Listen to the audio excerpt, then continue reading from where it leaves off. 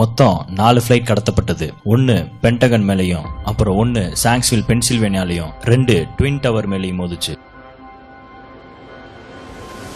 ஜூலை 2004 9/11 ரிப்போர்ட்டை கமிஷன் வெளியிட்டது. அதை பார்த்த நிறைய பெற்றோர்களுக்கு அதிர்ச்சியா இருந்தது. ஏன்னா அந்த ரிப்போர்ட் பொய்களால சூழப்பட்ட மாதிரி இருந்தது. அவங்களோட குழந்தைகள்லாம் தீவிரவாதிகள்னு சொன்னதை அவங்களால ஏத்துக்க முடியல. இந்த ரிப்போர்ட் வெளியானதுக்கு அப்புறம் டேவிட் ரே கிரிஃபின் போன்றவர்களால பல கேள்விகளும், இந்த ரிப்போர்ட்டுக்கு எதிராக பல ஆதாரங்களும் வெளியிடப்பட்டது. ஆனா கவர்மெண்ட் பக்கம் இதுக்கு வாக்குவாதம் பண்ண தயாரா வச்சிருந்தது அரசாங்கம். இவங்களுக்கு பேரு டிபங்கர்ஸ். இவங்க என்ன பண்ணுவாங்கன்னா, நாட்டுக்கு நாடு 9/11 அபிஷியல் ரிப்போர்ட்டை எதிர்த்து கேட்கப்பட்ட கேள்விகளுக்கு லாஜிக்கா ஆன்சர் பண்ணுவாங்க. சோ இந்த ரிப்போர்ட் பொய் இல்ல, இத தீவிரவாதிகள் தான் பண்ணாங்கன்னு லாஜிக்கா பாயிண்ட் வச்சு ப்ரூவ் பண்ணுவாங்க. 9/11 ரிப்போர்ட்டை எதிர்த்து கேள்வி கேட்ட அத்தனை பேரையும் டிபங்க் பண்ணணும்னு சொல்லி இவங்க நிறைய பேரை இறக்கி விட்டுருக்காங்க. ரொம்ப துல்லியமா பேசுறாருன்னு சொல்லக்கூடிய ஆள் பாலோ அட்டிவிசிமோ. இவர் நிறைய கான்ஃபரன்ஸ்ல நிறைய முக்கியமான கேள்விகளுக்கு லாஜிக்கான பதில வச்சு பேசியிருக்காரு.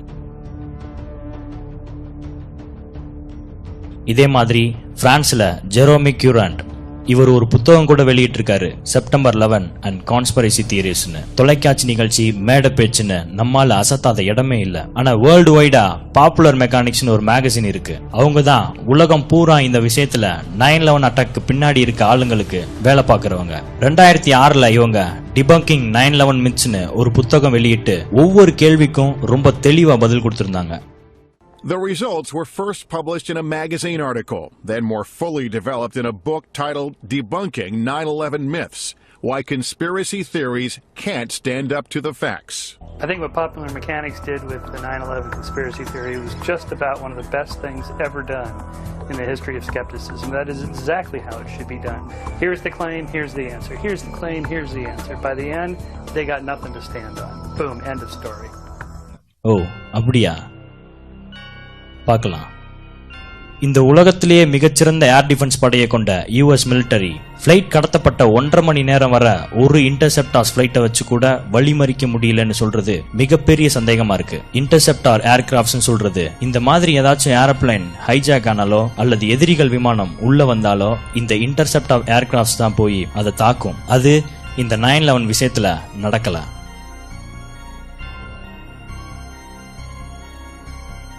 9/11 கமிஷன் 34 மற்றும் 35 பேஜ் ரிப்போர்ட் படி ஒரு ஹைஜாக் நடந்தா ஹைஜாக் கோஆர்டினேட்டர் உடனே பென்டகன் நேஷனல் மிலிட்டரி கமாண்ட் சென்டருக்கு கான்டாக்ட் பண்ணி அதுக்கப்புறம் office of secretary of defence கிட்ட அப்ரூவல் வாங்கி, இந்த அப்ரூவல் கிடைச்சோன்னு நொராடுக்கு இந்த ஆர்டரை எக்ஸிக்யூட் பண்ண சொல்லி தகவல் போயிடும். இந்த ப்ராசஸ் செய்யவே ரொம்ப கஷ்டப்பட்டிருக்காங்க. இதை குழப்புறதுக்காகவே நடந்த மாதிரி தான் இருக்கு செப்டம்பர் 11 அன்னைக்கு டிஃபென்ஸ் சைட்ல நடந்த நிறைய விஷயங்கள். General Henry Shelton, the chairman of joint chief of staff, ஆனா செப்டம்பர் 11 அன்னைக்கு வேற ஊருக்கு போயிட்டாரு. அட்டாக் நடக்கும்போது அவர் யூஎஸ்ல இல்ல. அவர் போஸ்ட ஜெனரல் ரிச்சர்ட் பி மையர்ஸ் அன்னைக்கு எடுத்துக்கிட்டாரு. பென் ஸ்லைனே, எஃப்ஏஓட ஆபரேஷன் மேனேஜர், செப்டம்பர் 11 அன்னைக்கு அதுதான் அவருக்கு வேலையில முதல் நாள். இந்த பென் ஸ்லைனி தான் ஹைஜாக் கோஆர்டினேட்டருக்கு கால் பண்ணி இன்ஃபார்ம் பண்ணணும் ஹைஜாக் பத்தி. ஆனா அன்னைக்கு ஹைஜாக் கோஆர்டினேட்டரான மைக்கேல் கேனவனும் போர்ட்டோரிக்காக்கு வேற வேலையா போயிட்டாரு. சரி, அப்ப அவருக்கு ரீப்ளேஸ்மெண்ட் இருக்கும்ல. இங்க அவருக்கு ரீப்ளேஸ்மெண்டே யாருன்னு தெரியாம இருந்திருக்காங்கன்னு பென் ஸ்லைனிய சொல்லியிருக்காரு.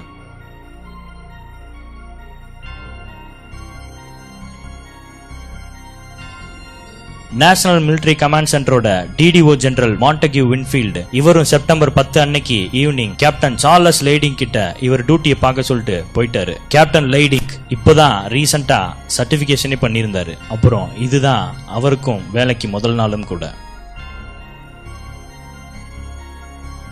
நியாடோட ஆபரேஷன் கமாண்ட் ஜெனரல் கர்னல் மார் இவரோட சுப்பீரியர் ஜெனரல் லாரி அர்னால்டுக்கு கால் பண்ணி இன்டர்செப்டாரை லான்ச் பண்ண அனுமதி கேட்டிருக்காரு. ஆனா அவரு மீட்டிங்ல இருக்காருன்னு சொல்லியிருக்காங்க. அர்னால்டு மீட்டிங்ல இருந்து வந்த உடனே மார்க்கு கால் பண்ணி மேலிடத்துல இருந்து அப்புறம் பெர்மிஷன் வாங்கிக்கலாம், நீங்க இன்டர்செப்டாரை அனுப்புங்கன்னு சொல்லியிருக்காரு. ஆனா டைம் ஆனனால அனுப்பியும் பயன் இல்ல. நேரத்தை கழிக்க தான் இவர் மீட்டிங்ல இருந்தாருன்னு ரொம்பவே தெளிவா தெரியுது. Air force general Ralph Eberhart, according to Denver Post, இந்த மாதிரி சிக்கலான சூழ்நிலையில அட்டாக் நடக்குதுன்னு தெரிஞ்சும் இவரை யாரும் கான்டாக்ட் பண்ண முடியாத மாதிரி பெய்டர்சன் பேஸ்ல இருந்து செயான் மவுண்டனுக்கு ½ an hour கார்ல போய்கிட்டு இருந்திருக்காரு. டிஃபென்ஸ் செக்ரட்டரி டொனால்ட் ரம்ஸ்ஃபெல்ட், இந்த அட்டாக் நடந்ததுக்கு அப்புறம் டியூட்டில போய் ஆக வேண்டிய வேலையை கவனிக்காம லேண்ட்ல விழுந்து கிடந்த பொருட்களை எடுத்து வச்சுக்கிட்டு இருந்தாரு. இது ரொம்பவே ஆச்சரியமா இருந்துச்சுன்னு நிறைய ஆபீசர்ஸே சொல்லியிருக்காங்க.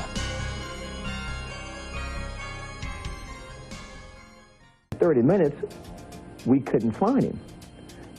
And just as we began to worry, he walked into the door of the National Military Command. Hijack கோஆர்டினேட்டருக்கு கால் பண்ண வேண்டியவர் பென்ஸ் லைனே. அவரு வேலைக்கு புதுசு, அனுபவம் இல்லாதவர்.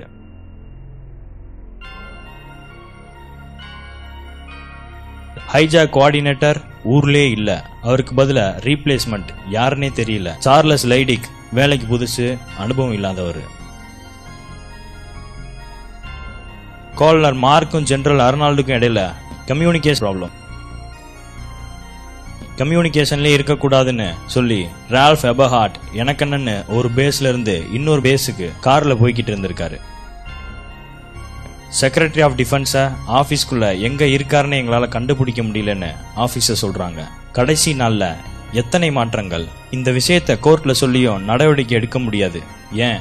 ஆதாரம் வேணும். வெறும் சந்தேகத்தை மட்டும் வச்சு ஒன்னும் செய்ய முடியாது. அதான் இவங்க எல்லாரும் இன்னைக்கு தப்பிச்சிட்டாங்க.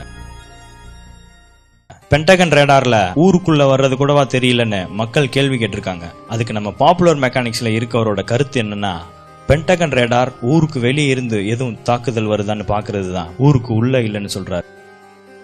The fact is that our air defenses, the whole NORAD system was not at all geared towards protecting us from domestic aircraft. Quite the contrary. It was all set up to detect aircraft coming in from overseas. இதேதான் அன்னைக்கு defence செக்ரட்டரியா இருந்த Donald ரம்ஸ்பெல்டும் சொல்றாரு. இது எங்க வேலை இல்ல, இது FAAயோட வேலை, அவங்க தான் இன்ஃபார்ம் பண்ணணும்னு சொல்றாரு. நீங்களே பாருங்க. So the Department of Defense was oriented externally. Our radars were pointing out, not in, and the FAA was the one that then had the responsibility to say there's a hijack. இதன்படி FAA ஏதாச்சும் ப்ராப்ளம்னா உடனே Pentagon R நொராட contact பண்ணணும். அப்படி contact பண்ண அடுத்த 10 நிமிஷத்துல fighters ஜெட்ஸ் அனுப்பி செக் பண்ணுவாங்க. அப்போ ஏன் அனுப்பலன்னு கேட்டதுக்கு அதுக்கும் ரெடிமேடா ஒரு பதில். ஃபிளைட்ல டிரான்ஸ்பாண்டர்னு ஒன்று இருக்கும், அதை டீஆக்டிவேட் பண்ணிட்டா ஃபிளைட்டை ரேடார்ல பார்க்க முடியாதுன்னு சொன்னாங்க. அதனால அனுப்ப முடியல. ஏன்னா ஃபிளைட் எங்க இருக்குன்னு தெரிஞ்சாதானே அங்க அனுப்ப முடியும். Perché i terroristi hanno disattivato un dispositivo che si chiama transponder che localizza l'aeroplano. Spento quello, puff, sparisce il puntino.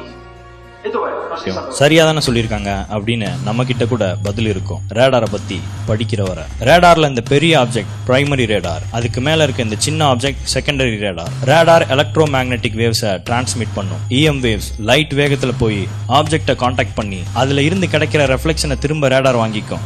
இப்படி போயிட்டு வந்த டைமை கால்குலேட் பண்ணி அந்த ஆப்ஜெக்ட் எங்க இருக்குன்னு கண்டுபிடிக்க முடியும். இதுல இந்த பிரைமரி ரேடாருக்கும் செகண்டரி ரேடாருக்கும் என்ன வித்தியாசம்னா, செகண்டரி ரேடாரை வச்சு எக்ஸாக்ட் ஆல்டிடியூட், அதாவது ஃபிளைட் எந்த உயரத்துல இருக்குன்னு தெரிஞ்சுக்க முடியும். ஆனா அதுக்கு பைலட்டோட உதவி வேணும். இந்த ரேடார்ல இருந்து போற சிக்னலுக்கு அங்க இருக்க பைலட் ரிப்ளை கொடுப்பாங்க. இந்த டிரான்ஸ்பாண்டரை ஆஃப் பண்ணிட்டா பைலட் ரிப்ளை பண்ண முடியாது. சோ ஃபிளைட் எங்க இருக்குன்னு தெரியாது. கரெக்ட் தான்.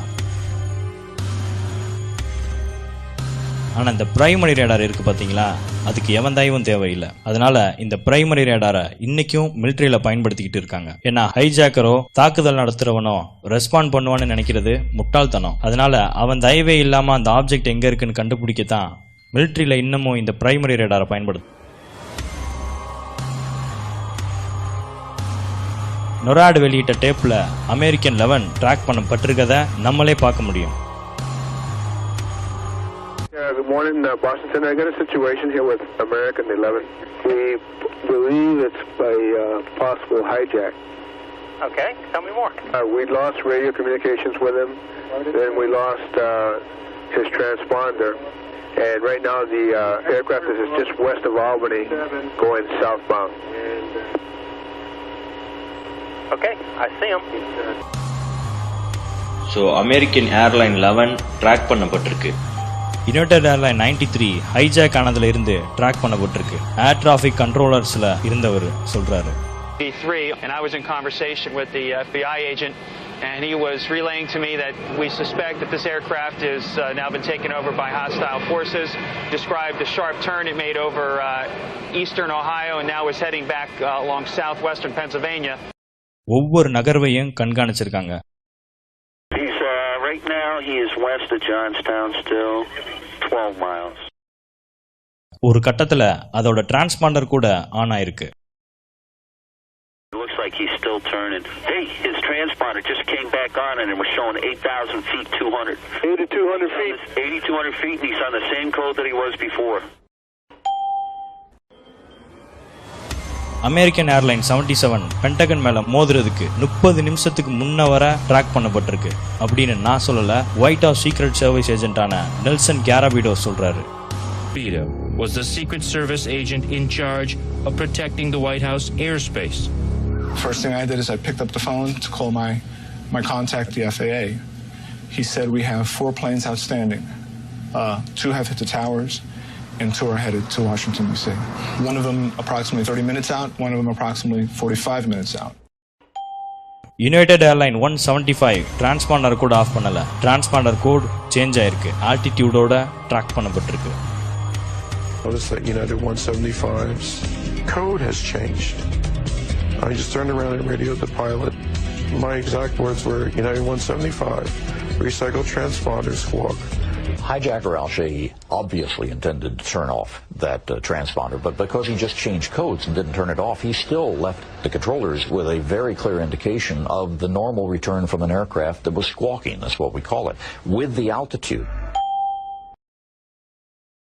எல்லாமே ட்ராக் பண்ணப்பட்டிருக்கு. அப்படி இருந்தும் எதனால ஃபெயில் ஆயிருக்கும்?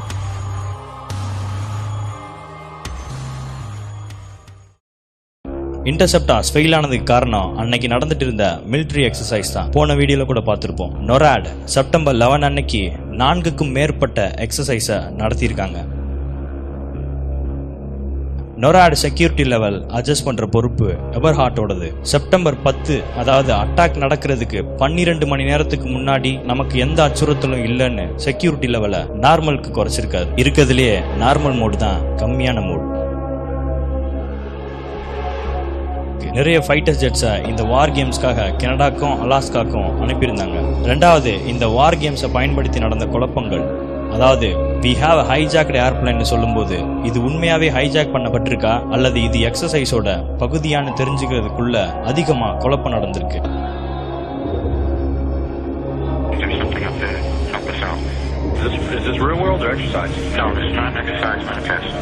இப்படி எல்லாரும் மாறி மாறி கம்யூனிகேட் பண்ணி சொல்லும்போது கம்யூனிகேஷனே ஜாம் ஆயிருக்கு. Let's get rid of this goddamn sim. Hey, turn the sim switches off. Let's get rid of that crap. I hope they cancel the exercise because this is ridiculous. இந்த எக்ஸசைஸ்ல யார் என்ன பேசுறாங்கன்னே தெரியாத அளவுக்கு குழப்பம் நடந்திருக்கு. அமெரிக்கா தாக்குதலுக்கு உள்ளானப்ப கூட இந்த எக்ஸசைஸ் நிறுத்தப்படல. அமெரிக்கன் 11 ட்வின் டவர் மேல மோதினதுக்கு அப்புறம் கூட அமெரிக்கன் 11 கேபிட்டலை நோக்கி வந்துகிட்டு இருக்குன்னு தகவல் கொடுத்திருக்காங்க. என்னடா இதுன்னு ஃபைட்டர்ஸ் ஜெட்ஸ் எடுத்துட்டு வாஷிங்டனுக்கு போனா இந்த பக்கம் இருந்து பென்டகனை நோக்கி ஒரு ஃபிளைட் போய்கிட்டு இருக்குன்னு தகவல். இங்கிருந்து அங்க போறது ரொம்ப நேரம் ஆயிரும். பென்டகன்ல ஃபிளைட் மோதிருச்சு. பென்டகன் மேல மோதினதுக்கு அப்புறமும் கூட இந்த எக்ஸசைஸ் நிறுத்தப்படல. இந்த மாதிரி பல குழப்பங்கள் நடந்திருக்கு உள்ள. எல்லா தாக்குதலும் நடந்து முடிஞ்சதுக்கு அப்புறம் தான் எக்ஸசைஸ்ல இருந்த எல்லாரையும் திரும்ப வர வச்சிருக்காங்க. இவ்வளவு விஷயம் நடந்தாலும் இந்த எக்ஸசைஸ்க்கும் நாங்க ஃபிளைட் அனுப்பாததுக்கும் எந்த சம்மந்தமும் இல்லைன்னு ஜெனரல் மயர்ஸ் கோர்ட்ல சொல்லியிருக்காரு. Whether or not the activities of the 4 war games going on September 11th actually impaired our ability to respond to the attacks. The answer to the question is no. அவர் அன்னைக்கு 4 aircrafts தான் அவைலபிளா இருந்துச்சுன்னு சொல்லாம மறைச்சிட்டாரு. ஏன் 4 மட்டும் இருந்துச்சு? ஏன்னா மத்ததெல்லாம் வார் கேம்ஸ்க்கு போயிருந்துச்சு. இதை நியூயார்க் டைம்ஸ் கூட வெளியிட்டு இருந்தாங்க. இதையும் தாண்டி கால்னல் மாரே எங்க கிட்ட 4 ஃபிளைட் தான் அவைலபிளா இருந்துச்சு, அனுப்புறதுக்கு கூட ஜெட்ஸ் இல்ல, மொத்தமே 4 தான் இருந்துச்சுன்னு வாக்குமூலம் கொடுத்திருக்காரு. Of course that with only 4 aircraft we cannot defend the whole northeastern United States. That was the sensation of frustration of I don't have the forces available to do anything about this. இந்த லட்சணத்துல general Myers இந்த military கேம்ஸ்லாம் எங்களுக்கு ஹெல்ப்ஃபுல்லா தான் இருந்துச்சுன்னு வேற சொல்லியிருக்காரு. General Eberhart, who was in the commander of North American Aerospace Defense Command, as he testified in front of the 9/11 Commission, I believe he told them that it enhanced our ability to respond. What that means is all the battle positions that are normally not filled are indeed filled. So it was an easy transition from an exercise.